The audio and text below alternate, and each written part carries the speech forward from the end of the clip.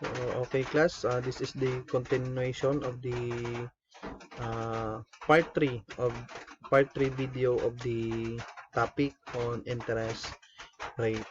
So sorry for the some noise. It's because umuulan kasi dito sa amin ngayon. So let's start. So what is present value? So definition of present value is the current value of a future sum of money or stream of cash flows given a specified rate of return. Future cash flows are discounted at discount rate, and the higher the discount rate, the lower the present value of the future cash flows. Determining the appropriate discount rate is the key to properly valuing future cash flows, whether they be earning or debt obligation. So, ibig sabihin ng present value class, magkano yung pera mo ngayon. So, magkano yung value ng pera mo ngayon? Let's say, for example,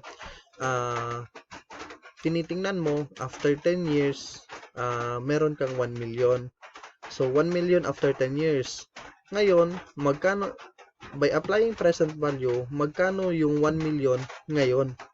So, that is present value. So, si present value daw is dapat merong rate of return. So, mamaya merong illustration ako. Meron akong illustration.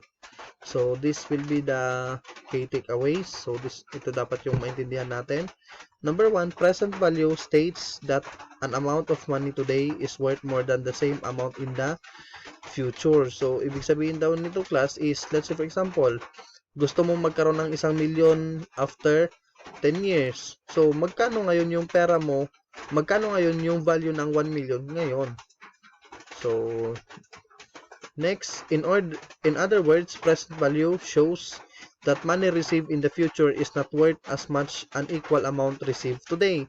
So, ibig sabihin daw class, yung 1 million mo after 10 years, so hindi siya equal ngayon. So, dapat magkaiba yon. Magkaiba yung amount ng 1 million ngayon at saka yung 1 million after 10 years. Next, unspent money today could lose value in the future by an implied annual rate due to inflation or the rate of return if money was invested. So, ibig sabihin yan, class, yung value ng 1 million mo after 10 years, iba ngayon, it's because of inflation. So, because of inflation.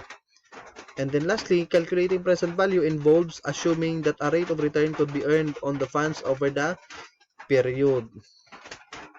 So, understanding present value. So, present value is the concept states that an amount of money today, so yung pera mo daw ngayon, is worth more than that the same amount in the future. So, ibig sabihin, yung pera mo ngayon is, yung pera mo in the future is mas mataas kaysa sa money mo ngayon.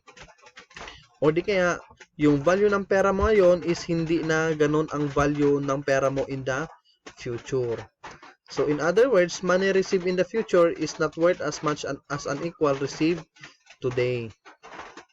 So, inflation and purchasing power. Inflation is the process in which prices of goods and services rise over time. So, yan yung inflation. Ibig sabihin, yung presyo ng bilihin, habang tumatagal, tumataas. If you receive money today, you can buy goods at today's price. So, yung pera mo ngayon, mabibili mo lang ng goods sa ngayon na presyo. But let's presume inflation will cause the price goods to rise in the future. So, because of inflation, yung presyo ng mga goods is tataas in the future. So, which would lower the purchasing power of your money. So, that is the impact on your money. Kapag tumaas yung inflation, ibig sabihin yung purchasing power ng pera mo is bababa. So, let's say for example, 1,000 pesos. So, sa 1,000 pesos mo ngayon, marami ka pang mabili. But after a year, kapag tumaas yung inflation sa 1,000 pesos mo, kunti na lang yung kaya niyang bilhin. Next, money not spent today could be expected to lose value in the future by some implied annual rate. which could be inflation on rate of return if the money was invested. So, ibig sabihin daw, class, yung pera mo ngayon na hindi mo ginagasto, mawawala yung value in the future because of inflation. The present value formula discount the future value to today's pesos by factoring in the implied rate from either inflation or the rate of return that could be achieved if sum was invested. So, discount rate of finding present value. Discount rate is the investment rate of return that is applied to the present value calculation. In other words, the discount rate would be the foregone rate of return if an investor chooses to accept an amount in the future versus the same amount today. So, ibig sabihin daw, class, let's say for example, 1 million after 10 years. Magkano ngayon yung 1 million mo ngayon? So, let's say for example, yung 1 million mo after 10 years, ang value niya ngayon is 900,000. So, 1 million, 10 years, 900,000 ngayon, yung difference nila is 100,000. That is the discount rate. That is the discount. So next, in many cases, a risk-free rate of return is determined and used as a discount rate, which is often called hurdle rate. The rate represents the rate of return that the investment or project would need to earn in order to be worth pursuing.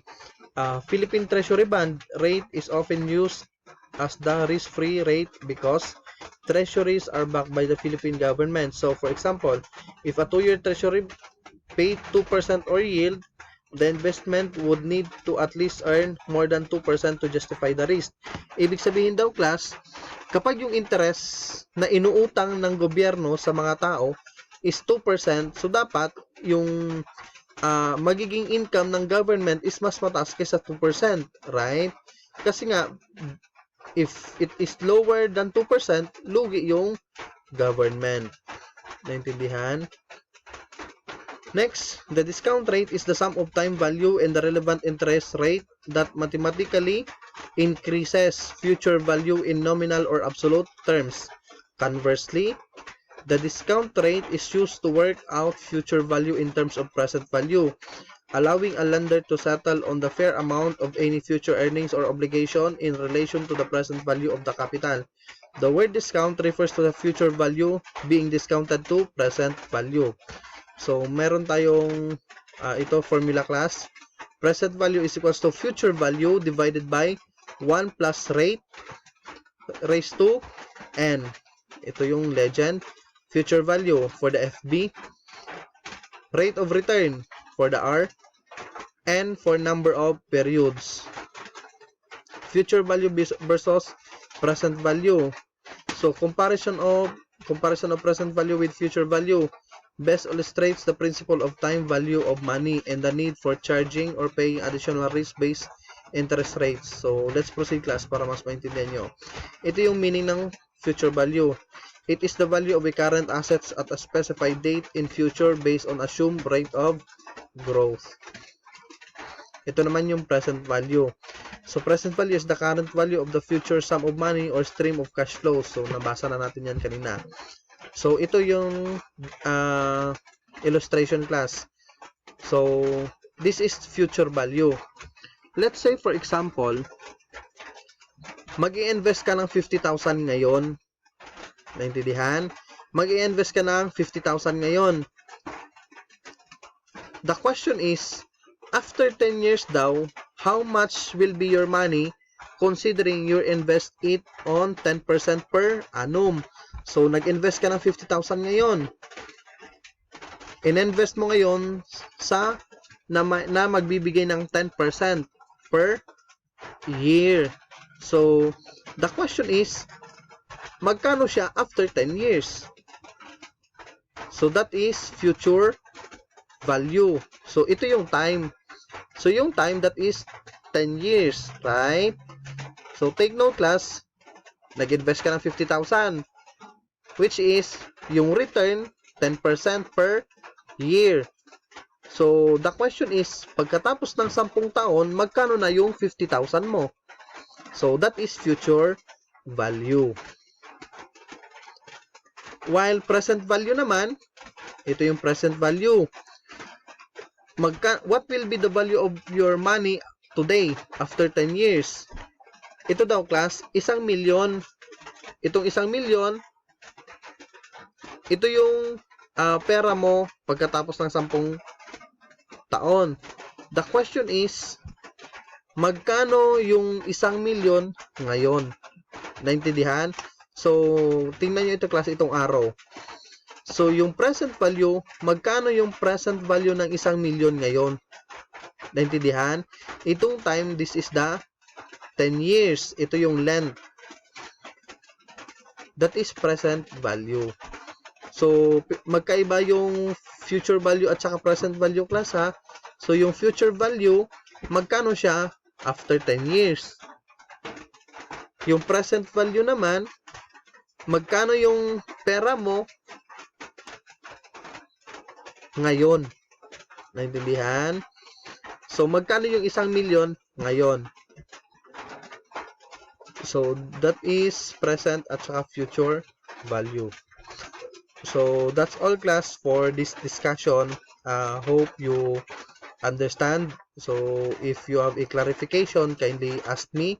Feel free to ask on our group chat.